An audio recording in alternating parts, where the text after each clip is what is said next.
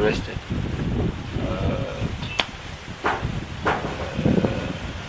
The other things have been following. So it's difficult for you to ask me how or why he's not writing again. I don't know.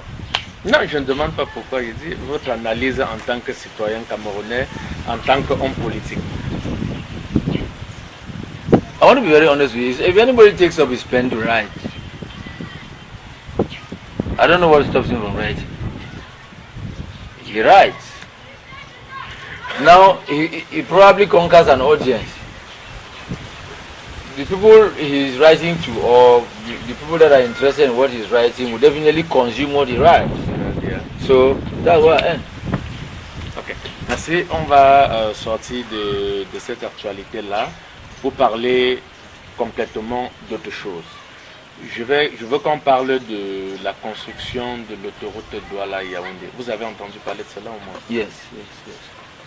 Que pensez-vous que la construction de cet axe-là pourra avoir comme impact pour le développement économique du Cameroun et de la région du Sud-Est dans laquelle nous nous trouvons?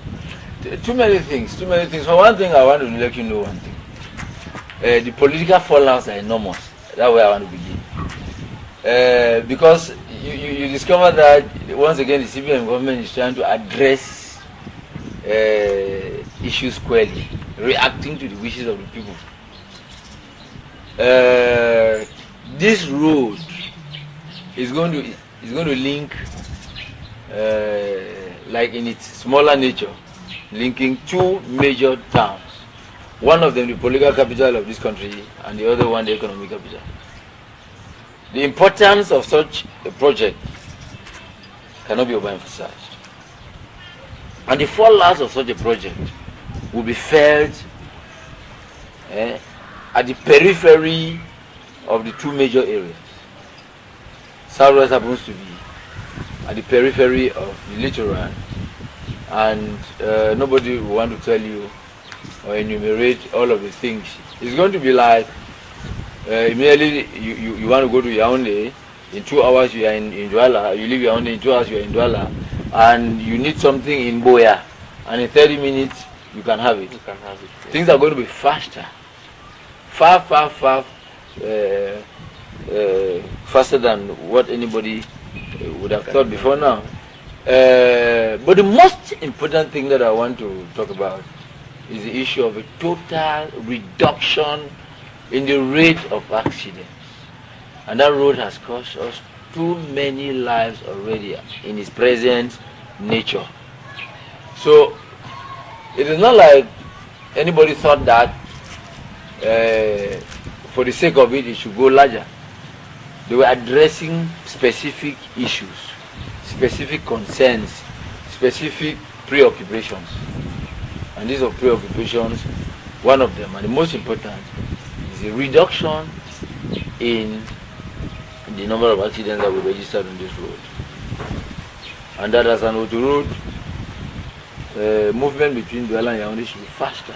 Instead of 3 hours, people can do it in 1 hour 40 minutes or 2 hours, and it's very, very clear that, and you can reach there without thinking of any risk of not getting there. So, puisque vous parlez, puisqu'on est en train de parler des routes, ça m'amène à vous poser une autre question. Il y a une rumeur de plus en plus persistante qui annonce une augmentation du prix du carburant d'ici le mois d'août. Vous qui êtes constamment sur les routes, qu'est-ce que vous pensez de l'augmentation de ces prix de carburant? Qu'est-ce qui peut expliquer, si jamais il s'avérait nécessaire que cela se fasse, qu'est-ce qui peut expliquer cette augmentation-là? Ou alors que faut-il faire pour ne pas en arriver là? Parce qu'on parle d'une augmentation de près de 200 francs par litre de carburant. Well, I don't know. In this country we're used to speculations. I don't know. Some of them end up coming to be true, and others barely get buried in their nursery form. But I want to be very honest with you. I followed very closely the events in Nigeria when the Nigerian head of state decided to halt oil subsidies. The reaction of the Nigerians was not the best. In fact, the reaction was very, very violent. But in a very, very objective manner, there are certain things that I ask myself every other day. Is it okay to keep on subsidizing petrol and the roads are not built? The health structures are not put in place, and other social amenities are not put in place because the bulk of money is going to oil subsidies. The question I'm asking myself is whether if I drive from here to Ndian to Mundemba, and every day I have to go to the garage after coming there, and I spend huge sums of money for the repair of my vehicle because the roads are bad, but I bought fuel at a lesser cost. Would it not have been better if the roads were good and I apply this road in a very, very smooth and safe way, and I come back and my car is in a very good state and that car is going to last longer? So those things are appreciated at every level by different people, and it will definitely bring them their own gains. I'm talking about the cars because probably I own a car. Some other person might probably look at it, and the consequence of a halt in oil subsidies will definitely bring about an increase in fare. Which people, not many people can afford it. Est-ce que vous ne pensez pas qu'il serait plutôt préférable, plutôt que de diminuer la subvention, même comme on dit depuis 2008, il a coûté 1089 milliards à l'État. Est-ce que vous ne pensez pas qu'il serait plutôt préférable de supprimer certaines taxes? Parce que les taxes autour des produits pétroliers s'élèvent à près de 255 francs. Est-ce qu'en supprimant toutes ces taxes-là, il y a la taxe spéciale qui s'élève à 145 francs, il y a plusieurs autres taxes, les différents avantages que les marketeurs, tous les traders qui tournent autour du pétrole ont. Est-ce qu'il ne serait pas préférable de réduire plutôt ces taxes-là plutôt que de supprimer complètement les subventions de l'État? Everything is possible, but the truth about it is that in issues of taxation, they don't tax people for the simple reason of taxing them. People are taxed because the payment of these taxes will go to realize specific things, specific objectives. The truth about it is that when you look at those taxes that you're talking about 200 and something francs that accompany the price of fuel today, those taxes do not go to beef up the revenue of the state, and the revenue of the state does not lie there. They solve specific issues of the state. But what we are saying is that every other day we have to appeal to government to look at how much the average Cameroonian has contributed to sustaining this state from the period of crisis up to now. And we are saying that further sufferings might not be the best of things. But this government that you and me served and that you and me know has not taken a decision yet. We are only trying to preempt an issue. And we are saying that by the time that this time comes up, we're talking about August, you might be very, very agreeably surprised that we do not talk about the halt in oil subsidies. No, we might talk about a relative contribution by the state, which will not be felt in that manner by the average taxpayer. But we are saying this is a government that reacts to the wishes of the people, like I said before now. And I'm sure that we're not going to get there. Because it's going to be extremely difficult for anybody to conceive a hike in the price of fuel of 150 francs. It's not easy for a liter of fuel. No. And I'm not sure that it is this government that is going to come up with that. Well, I don't know how much faith you have in this government, but I think that I have. And I'm sure that they're not going to get there. C'est notre choix à nous tous, Monsieur Makia. Maurice Kamto, ce nom, il vous dit quelque chose? Yes, I remember that he resigned as Minister Delegate to the Ministry of Justice. Est-ce que vous savez qu'il a décidé de se lancer en campagne pour l'élection présidentielle de 2018 à partir du mois d'août prochain. It is his legitimate right as a Cameroonian. Why not? In the last elections, we had about 23 candidates. N'est-ce pas très tôt? No, why? Why? People always say that early to bed, early to rise. When you get to bed early, you rise early. Look, I don't know exactly. If somebody tells you today that he wants to be president of this country in 2035, is there anything wrong in that? No. Yes, but the problem is whether you will be president in 2035. That's the point. I am one of people who think that if you want to be president of this country, even when you get you're 1 year old, you can declare that you want to be president of this country when you are 20. There's nothing wrong with that. He's a legal mind. He's a legal luminary. He's somebody who worked for this country, and people respected him very much. If he thinks that he wants to move up to some other level, he will have to convince the Cameroon people why instead of what we have today, they should vote for him. It's a different matter. So I don't know. You probably know far better than I have. Today, he's going to contest elections in the CPDM or in some other party. Non. Il vient avec une nouvelle dynamique. Il vient avec un nouveau parti. Il se met en campagne à partir du mois d'août prochain. Okay. C'est-à-dire dans quelques semaines. Il ne vient pas comme militant du RDP. Yeah, so he's already had a party approved. Présentement, M. Kamto il est à l'étranger. Il sera au pays dans les prochains jours, a-t-il annoncé, a annoncé certains de ses proches, pour se mettre en campagne. Ok, ça nous permet de parler de la téléphonie mobile. Il y a un nouvel opérateur, Samuel Eto'o Telecom. Vous avez entendu également parler de cela? It's taking too long now. I don't know exactly why it's taking this long. But on dit qu'il sera opérationnel à partir de lundi prochain.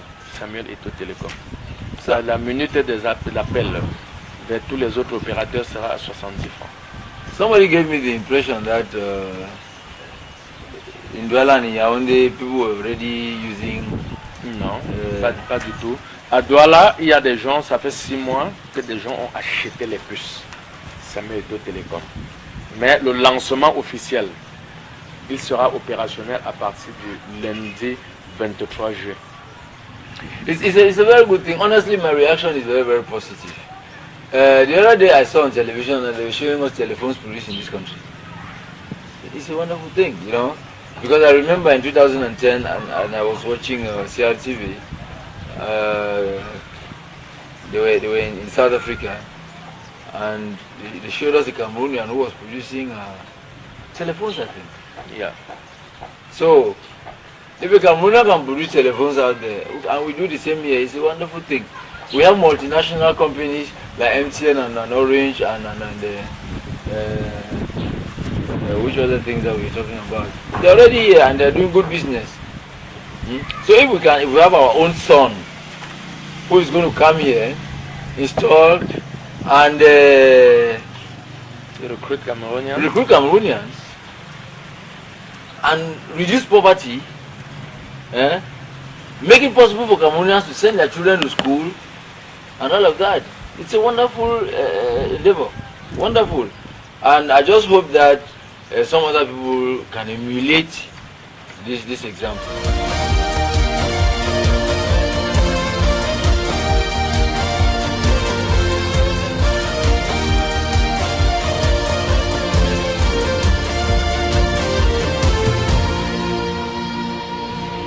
Pour sortir complètement du sujet, qu'est-ce que vous pensez que nous l'on puisse faire pour éradiquer complètement la corruption au Cameroun, puisque l'article 66 de la Constitution n'a jamais été appliqué? On croyait que ça pouvait être la solution miracle. Que croyez-vous que nous puissions faire pour que la corruption soit boutée hors de notre pays? We just have to believe, we just have to have faith, we just have to turn around and be Christians. Honestly, because we know that Jesus Christ said that he reduces the 10 commandments into 2. Love your neighbor as you love yourself. If you love your neighbor, you will not steal his property. Look, I want to tell you, I got a wonderful experience when I was in Israel a couple of years ago. The level of patriotism, the dose of patriotism that is manifested out there, if we have only half of it here, if we believe in our country, I mean all Cameroonians, we will not take anything out of here and carry to one man's country. And all of what we are taking outside here to one man's country, if we believe in this country and we bring all of that back, then everybody in this country will be employed. Nobody is going to bother about the public sector anymore. After Lompanga and Mevele and Menchum and all of that, we're going to industrialize this country and people will have jobs. We're going to create wonderful opportunities for people. But otherwise, I think that the most important thing to do now is to be able to have faith. But believe that to steal somebody's property is a very, very bad thing. Est-ce qu'en appliquant systématiquement l'article 66 de la Constitution, tu déclares tes biens quand tu viens aux affaires, tu redéclares tes biens quand tu pars des affaires, est-ce que ce n'est pas un début de solution, M. Macken? Look, let me tell you, I don't know how much of Cameroonians you know, or how much you know about Cameroonians. But you know, let me give you a simple example. The succession in Comland, for example, is matrilineal, which means that you get people who succeed you come from your maternal. Yes. So what do they do now? Most of them are coming to construct buildings out of their areas, and put the names and these buildings in different names. You cannot identify this building with this roof. Okay? Fine. It's an example. And I'm telling you that by the time that I know that I have to declare my property, I start building houses and I put them in the name of different people. The one most important thing is that we should try as much as possible to turn around and believe that every other day when we steal from our own purse is a very bad thing. When we see what does not belong to us, we are doing a disservice of our nation. We've had 3 successive visits of Pope here in this country. This should create an impact. The number of churches we have in this country should make things different. Mais malheureusement, la plupart de ces pilleurs, de ces criminels au col blanc là, ce sont des chrétiens. Yes. C'est des gens qui